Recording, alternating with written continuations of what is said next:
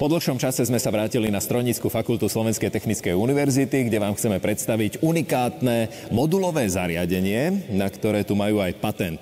Bude slúžiť na dekompozíciu lepených skiel. Pán profesor, na úvod je asi dobre vysvetliť, čo sú lepené sklá a kde sa využívajú. Áno, vo svete sa stále viacej využívajú lepené sklá, lepené vrstvené sklá, a to je jednak stavebníctvo a jednak automobilový priemysel. V stavebníctve sú to vlastne všetky tie skleníkové budovy, ktorých máme v Bratislave dostatok, a ročný odpad z týchto budov už dnes je okolo 16 000 tón. A v automobilovom priemysle je to okolo 5000 tón, 5,5, 5500 tón, a s tým, že tie sa využívajú najmä čelné sklá, bočné sklá, ale už aj zadné sklá automobilov. Prečo ste sa rozhodli pre recykláciu práve takého typu skla? Myšlienka vznikla v združení, je to univerzitná výskumná sieť UNIVNET, kde je združených 5 univerzít a zväz automobilového priemyslu, a zväz automobilového priemyslu určuje, ktoré sú problematické komodity spracovania odpadov, a jedna z týchto komodít je práve tieto vrstvené lepené sklá. Momentálne sa tá recyklácia robí ako? Ako to prebieha? Áno, sú vo svete jednak tzv. Chemické technológie oddeľovania, tie sú ale veľmi drahé a na veľké kapacity. Potom sú aj mechanické spôsoby oddeľovania. Základným princípom mechanického spracovania týchto skiel je to, že sklo sa najprv podrví na malé kúsky, odpadové sklo, a následne sa separujú jednak sklenené črepy a jednak tá fólia, ktorá je vo vnútri, polyvinylbutyralová fólia. No a vyťažiteľnosť takejto linky je okolo 50-55%, čiže 40 až 45% ide rovno na skládky. No a čo je vaša inovácia? No, naša inovácia spočíva v tom, že my sa nesnažíme podrviť to sklo, ale my ho polámeme. My ho v prvom stupni tej našej modulovej linky, my ho len polámeme, ale stále sa snažíme, aby to polámané sklo ostalo v celku. Následne po tom jednotlivých moduloch odlupujeme tie polámané prilepené črepy, ale tým pádom zaručíme, že tá vyťažiteľnosť, dnes už dosahujeme 85 až 90% vyťažiteľnosť takéhoto odpadu. Linka je modulárna, to znamená, že skladá sa z niekoľkých modulov, tak nám ich predstavte. Áno, máme zatiaľ vyvinuté 4 moduly, 3 už sú fyzicky vyrobené, 4. sa dokončuje teraz, takže prvý je tzv. Prijímací modul, lebo tie sklá po napríklad autohaváriách môžu byť aj rôzne deformované alebo potrhané, takže ten prvý prijímací modul robí to, že to polámané sklo, keď je nejak deformované, tak ho roztiahne. Potom ide do toho lámacieho modulu, kde ho polámeme na nejakej vlnitej ploche, ho polámeme na drobné kúsky. Potom ide do takého rozhodovacieho, a to je modul, ktorý je vibračný, a my to sklo, opäť ide v celku celá fólia, a my to sklo oklepávame. To sa robí v tomto vibračnom module. No a na konci to ide do modulu tzv. Stieracieho, a to, čo tam ešte ostalo, tak tie kúsky na konci zoprieme. Slovensko by potrebovalo 2 až 3 takéto linky, ale cenovo dostupné. Čiže jednak je cenovo dostupná a jednak jej obrovská výhoda je variabilita. My tie moduly môžeme dať jednak rozmerovo meniť, jednak ich môžeme meniť podľa toho, aké sklo je tam. Ak je to trojvrstvové sklo, tak dáme aj 2 oklepávacie moduly, dáme aj 2 stieracie moduly, vieme meniť čírkovo a vieme meniť aj v priestore.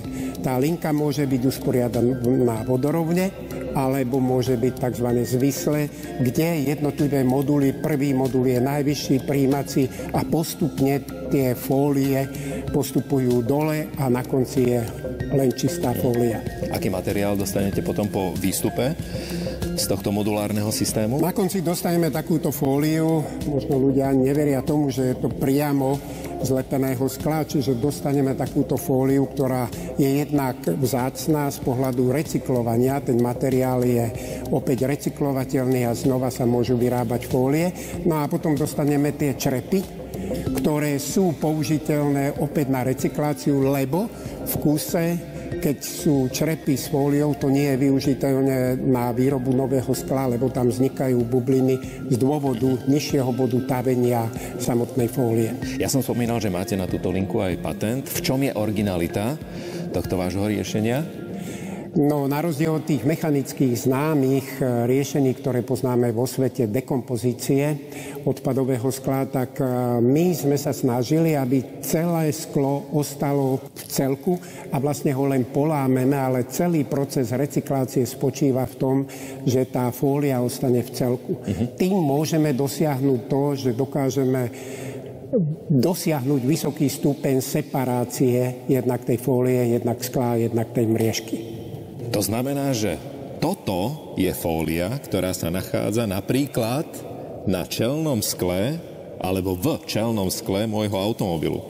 Sklo, fólia, sklo. Áno, áno, dokonca tam môžu byť, ako ste povedali, 2 fólie a ešte tam môže byť aj mriežka a my toto všetko dokážeme oddeliť a poviem, už si nás našla aj francúzska firma, ktorá chce, aby sme podobný systém aplikovali na fotovoltické články, lebo spätné získavanie kremíku je veľmi dôležité a podobnú linku chceme aplikovať aj na túto technológiu. Kde všade môže byť ten materiál použiteľný, ktorý dostanete z recyklácie? Jednak je plne recyklovateľný, čiže firma, ktorá spracováva odpadové sklo, nie je problém, tým pádom ho môže využiť, opäť dáva do peci a opäť sa z toho vyrába primárne sklo, ale napríklad aj tzv. Penové sklo sa používa do stavebníctva, kde je to ako ľahký zásypový materiál. Vy ste tak medzi rečou povedali, že viete zrecyklovať aj mriežky. To znamená, že keď ja mám vyhrievané zadné, niektorí majú aj predné sklo, tak dokážete zrecyklovať aj ten materiál, ktorý vlastne vyhrieva to sklo? Jasné, lebo my získame, tie mriežky sú vlastne takisto úplne čisté, sú z medené alebo z nejakého iného materiálu vyrobené a tým pádom je to opäť zaujímavý aj finančný materiál, takže dokážeme tieto 3 komodity urobiť. Na koľko percent dokážete zrecyklovať ten materiál? No, takto. V súčasnosti dokážeme tú čistotu urobiť okolo 90, 89, 90%. Našou snahou je aj po vyprati, to, čo držíte v rukách, že tá fólia bude mať okolo 95% recyklovateľnosť a to sklo naozaj takmer na 100%. V súčasnosti prebieha testovanie jednotlivých modulov. My musíme vedieť, čo nám tie moduly dávajú pri rôznych frekvenciách, rôznych otáčkach a tak ďalej.